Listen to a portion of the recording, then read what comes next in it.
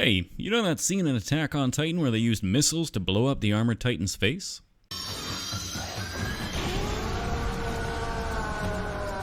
Hi folks, my name is Adam and I like to make tiny nerdy things, and today I made Mikasa and Hange versus the armored Titan.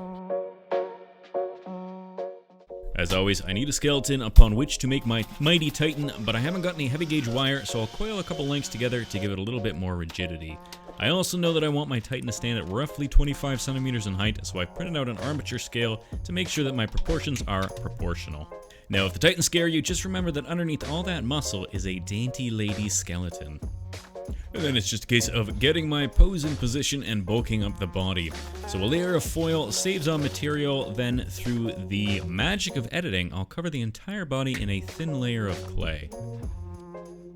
At this point, I'll bake the initial layer to make sure that the armature is rigid, which should make it easier to press the muscle layers in without deforming the foil underneath. Then I can get cracking on the first layer of muscle. I'm gonna work in stages, with the first stage being the general shape. At this stage, I don't really care about anything but getting clay on the model, as I'm not too bothered about what shape it is, as long as it's vaguely humanoid.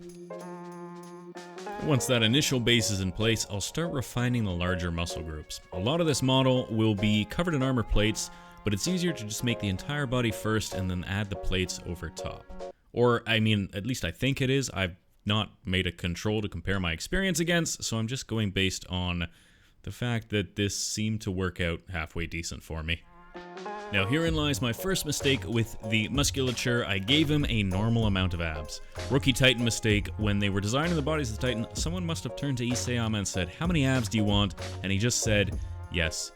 At least I'm not making the colossal Titan. Now that I've got the larger muscle groups sorted, I can start working on the finer details, smoothing transitions, and further refining the shapes. For the most part, I'm no longer adding clay, I'm only removing it. I like to add the bodybuilding approach to this and bulk everything up before cutting it back to the shape that I want. I'll also start to turn this beefy dude into a creepy Titan by scoring out the muscle and tendon and adding in all the various striations. Now this is where a solid understanding of anatomy comes in handy, or failing that, a solid internet connection. Fortunately, the majority of the musculature on the rest of the body stays pretty true to form for what you would expect to see on a human body. Actually, when all is said and done, the majority of the body is pretty on par for what you would expect for a humanoid musculature, anatomy, etc., etc. The only parts that are particularly strange tend to be the abs and the heads. He's got a pretty normal head, he's just got the fairly standard Titan teeth, which is just all the teeth. And the rest of him's pretty straightforward. This is just about the last step for the base of the body before I start covering everything in the armored plates. I'm just going to use a ball stylus to roughly mark out all the striation of the muscle, and then I'll use my old friend alcohol to soften up a lot of the sharp edges. As an added bonus, the brush strokes work wonders as far as adding tiny little bits of detail into the muscle as well. Now that'll go into the oven to bake, and I can get started working on the head. Now his head is going to be pretty front and center here, so I'll take my time and try not to make it look super wonky. To this end, the easiest way that I know to make an anatomically correct head is to start with a skull, so I'll start by making a skull first. So I'll start by smushing a ball onto a square and then blending it together before marking out the center line and the corresponding eye, nose, and mouth lines. Then I can trim the jawline to fit the face shape that I'm after and carve out the eye sockets. Then with the overall shape figured out, I can start refining the angle of the mouth and giving the cheekbones and eye sockets a bit more of a natural blend into the rest of the skull. Once I'm happy with that, I'll start working on the nose. Now I am going to cover the nose in a big armored plate, so I'm not too concerned about the overall shape. I'm actually going to make it a little bit smaller than I normally would, and then I can get started on the mouth. Up until this point, we were rocking a pretty straightforward human skull, but now it's going to get weird and creepy. This is going to be a post-missiles to the face Titan, so he's going to be screaming and showing his pearly whites. Now, as I'd mentioned before this, Titans have, like, all the teeth, so that's what I did here. I just kind of gave him all the teeth. And then on the bottom of his jaw, I'm going to blend in a little bit of striation, since I know that's where his muscle is going to lie, underneath the armored section. And then I can start making a face out of my skull. I've baked it at this point, so I don't need to worry about deforming the skull, and I'll use a little cosplay on top since it sticks pretty well and it blends really easily. I'll work in small sections, adding each of the underlying pieces one by one, taking time to harden it with a heat gun before moving on to the next layer. A heat gun works great for this kind of work since it'll prevent me from accidentally squishing things, but I still need to make sure that I bake it in the oven and ensure that it is completely cured at the end of it. I was starting to get really uncomfortable with how this thing looked, and I figured that's gotta be a pretty good sign. And as soon as I started to add that bottom jaw armor section, I kind of felt like I was making a horrible Joker-esque version of Captain America, and I feel like if I had just painted this a slightly different color, that's probably what we would have ended up with. Now the absolute final stage, as far as the head was concerned, was tearing off a little bit of the armor where Aaron's punch broke his face. Then I can attach the head to the body and blend it in using a little bit more clay. I'll throw this in the oven so that I know it is hardened in place, and then I can start adding in the various little bits of his hair. Now, one of my absolute favorite things about sculpting is that I get to see what all these characters look like if they had bald spots. Sadly, however, I am going with the original artwork, so I'm going to have to cover up his friar tuck. With the remainder of the hair blended together, I can throw this in the oven for one final full body bake, and then I'm on to adding in all the little armor plates. I started by doing the awkward, hard to reach sections first before moving on to the larger, more enjoyable parts. I tend to enjoy approaching a task this way since it's kind of like dangling the carrot in front of my face, as if to say, yeah, this part sucks, but I'll finish it and you'll get to do the fun part later. I don't know, all I know is that if I do all the parts that I like first, then the really crappy parts will turn out like trash since I've put them off for as long as I can. Tangent aside, adding the plates was a pretty straightforward process. I just added blobs of clay on top and textured them as I went. Starvation was always an underlying theme in the first season of Attack on Titan since they lost their food source with the loss of Walmaria. However, it was never really an issue for Reiner since he got that cake. Once I'd finished the lower torso, I can get started on the top half. I'll give him an adorable little flesh scarf, and then I'll take this chance to add a couple more abs in before adding his big old pectoral plates over top. Now, I did try to stay as true to the show as I could, but one thing that I found is that Reiner's Armored Titan seems to change on a damn near daily basis. A lot of the earlier seasons, he's got a full body plate, but in the later ones, he's pretty thinned out and seems to be a lot less armored. I'm pretty sure it has something to do with him being less excited to be alive, and his armor seems to reflect that, but I don't know. Let me know in the comments below if you know. Or, I mean, even if you don't know, you can leave something in the comments. It's not like being correct has any relevance here on the internet, so just let me know what you think. I made his hands separate so that I could attach them afterwards. This let me refine the shape a little bit more without having to work around the limitations of a fully built model, and then I can just glue them on. Now, once I've got them glued on and stuck in place, blended into his forearms, I can start to add all the little bits and pieces like his knuckles, the veins and tendons running along his hands, and just generally make sure that it is the shape that I'm after. Finally, with the hands baked and set in place, I can add the armor over top, which will be a couple strands with some forearm platey dealies over top of that, which I will blend into the triceps armor sheath as well. And then the absolute final stage as far as building up our bulky armor will be adding his shoulder pads. Now, my original plan was big ol' honkin' shoulder pads to really beef up his size, but in the end I went with the slightly smaller ones to coincide with his sorta sad boy armor. But with the shoulders done, he's ready for his final bake before painting. Now, to make my life a little bit easier, I'm going to prime him with a base coat that will be the armor color I want, and then I can start carefully and methodically painting all the little muscly sections. I'm going to take my time here and try not to paint any of the sections of the armor. However, if I need to, I can always go back and touch those up. First pass, we'll be using just a very nice bright red blood colored paint. And then I'll go over the entire thing again with a darker sort of terracotta wash just to highlight a lot of those grooves and really sink into all the striated muscle. Then the final pass before moving on to the next section, we'll be adding a little bit of a dry brush by tickling the tips of the muscle with pink just to highlight all the raised edges. Sadly, once I painted all the red sections, I decided I didn't like the color of the armor plates, so I'm going to spend an inordinate amount of time repainting it all in an imperceptibly different shade of the same color.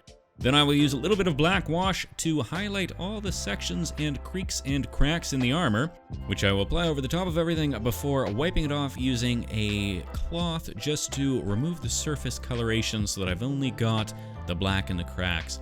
Then I'll dry brush everything with one final pass of a lighter bone white and then just a tiny bit of white anywhere that I feel like light would be hitting. And then I can use the rest of my white to paint his hair and paint his pearly whites. Now his whites were a little bit too white, so I'll go back and change them to sort of a bone white afterwards, just so they're not quite so perfectly, perfect. And then I'll paint his eyes yellow on the outside and add a teeny tiny bit of white on the center just to give them kind of a nice glowy effect. Then the absolute final step for him will be going over all of the fleshy sections with a nice gloss varnish to make them appropriately disgusting. Now we could call it a day here and just have the Titan as the entire project. However, I'm not one for half measures, so let's set him aside and do some heroine. Or more specifically, let's make two heroines, Mikasa and Hange.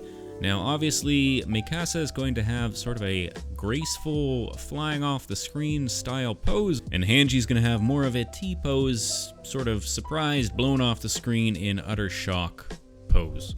Now I did a little math here and figured out that if the armor Titan stands at 15 meters and both Mikasa and Hange are 1.7 meters, then on my overall 25 centimeter scale, both Hange and Mikasa should be pretty comfortable at 25 millimeters in height.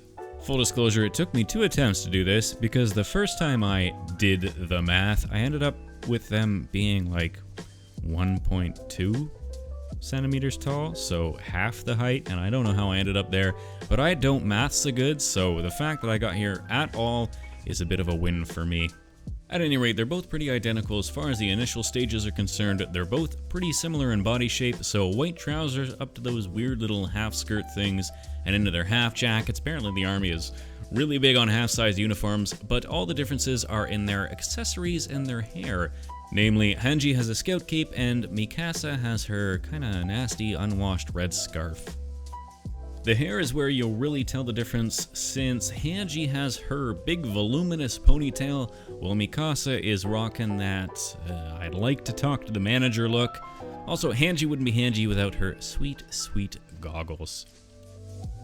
I also knew that they'd be mounted using their ODM gear, so I left the boots till the end so that I can cut away the armature without having to worry about any exposed wire.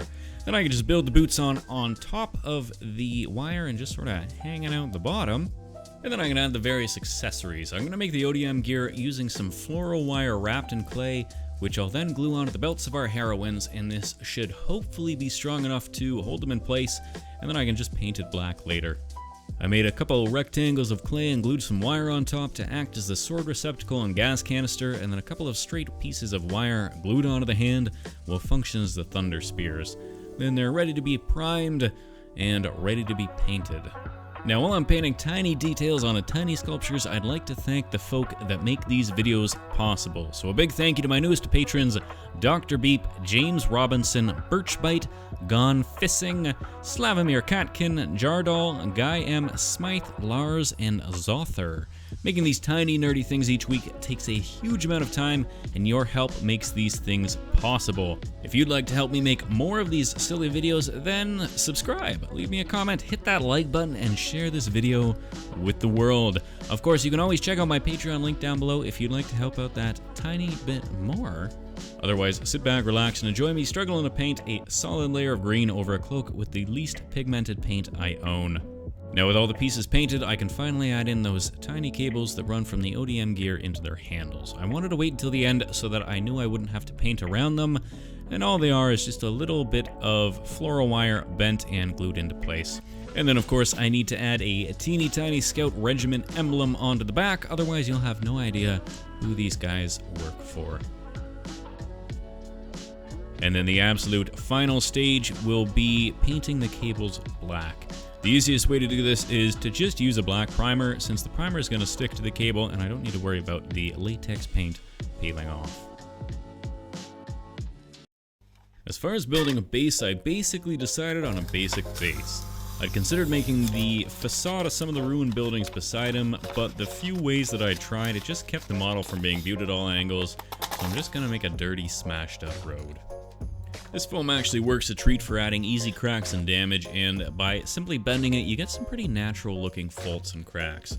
He's also got a bit of a wobble to him, so I will sneak some sneaky debris under his foot to level him out, and then I'll add a few pieces of ground jutting out from his knee to add the sense of weight. And then just to break up a bit of the monotony of the ground, I'll also add some debris just in various places before coating the entire thing in a nice black Mod Podge coat.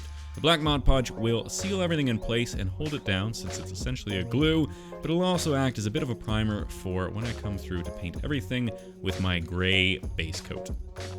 After the gray, I'll dry brush some lighter grays and whites over top before hitting the entire thing with a heavy coat of black wash. The wash will seep into the cracks and add easy shading, but it'll also tone down the brightness and happy gray of the street into a more drab and morose tone that is befitting of a world where naked, colossal humanoid monsters eat people all willy-nilly. Finally, I'll add a little brown and a little green over top to give the impression that this is an unkempt road in the middle of Titan territory. Now the final piece of the puzzle will be the billowing smoke pouring out of the armored Titan's missile holes. Fortunately, this is pretty easy. I'll take a couple of cotton balls and roll them out, then cover a strip of wire and hot glue and sandwich it between the cotton balls. Then a couple of twists later, you've got cursed cotton candy. To give them the essential sooty appearance, I'll head on over to my gnarly painting mat and give them a heavy dusting of airbrush black. Then back at our base, I'm ready to glue Reiner in place before channeling my inner nurse ratchet and drilling some mounting holes for the plumes of smoke. Little super glue on the tips will keep them in place, and the wire will let me move it around until I'm happy with where they are. Finally, because I don't have any buildings to attach our heroines to, I'll skirt the rules of a Thunder Spear safety and use the Titan as my mounting point. But with Mikasa and Hange in place, we are on to our glamour shots.